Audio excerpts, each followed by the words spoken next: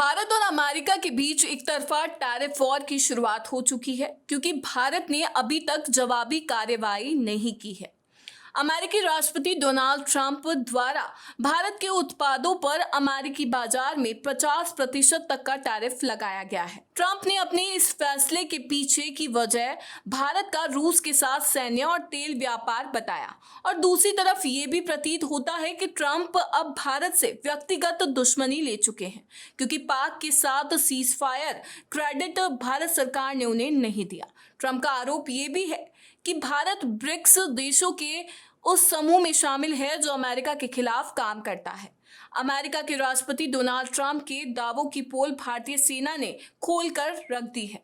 सेना ने अमेरिका को याद दिलाया कि उसने 1954 से लेकर 1971 तक आतंकियों के पनाहगार देश पाकिस्तान को $2 अरब यानी लगभग 17,500 करोड़ रुपए के हथियार भेजे थे और युद्ध में भारत के खिलाफ उसका साथ दिया था।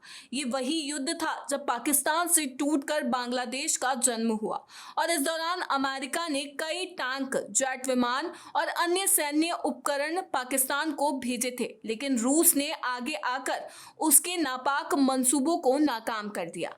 जब अमेरिका ने अपने स्वार्थ के लिए पाकिस्तान को भारत के खिलाफ इस्तेमाल किया, तब एकमात्र रूस ही था जिसने अपनी दोस्ती निभाते हुए मिसाल कायम की। 1998 में पोखरण परमाणु परीक्षण के बाद भी अमेरिका ने भारत पर कड़े प्रतिबंध लगाए और दूसरी तरफ दोहरा रवैया अपनाते हुए पाकिस्तान के परमाणु कार्यक्रम को अप्रत्यक्ष रूप से साथ दिया।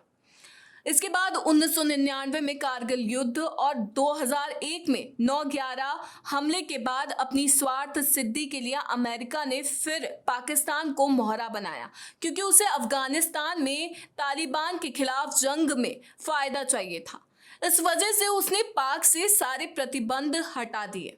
एक फायदा अमेरिका का उस वक्त ये भी था कि उसे अफगानिस्तान और मध्य एशिया में उसकी हाँ में हाँ मिलाने के लिए पाकिस्तान चाहिए था, भारत नहीं। इस पूरे घटनाक्रम से एक बात साफ झलकती है कि वैश्विक राजनीति में स्थायी मित्र या शत्रु नहीं होते, केवल स्वार्थ स्थायी होता है।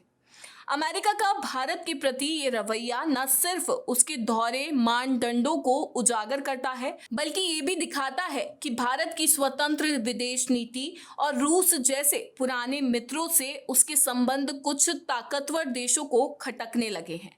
भारत को अब संयम से काम लेते हुए अपनी रणनीतिक हितों की रक्षा करनी होगी। ना तो दबाव में झुकना है और ना ही उकसावे में आकर कोई नासमझी करनी है। वक्त आ गया है कि जब भारत को वैश्विक मंच पर अपने आत्मसम्मान, संप्रभुता और रणनीतिक स्वायत्ता के लिए मजबूती से खड़ा होना होगा, क्योंकि अब दुनिया सिर्फ ताकतवरों की नहीं बल्कि समझदारों की भी है।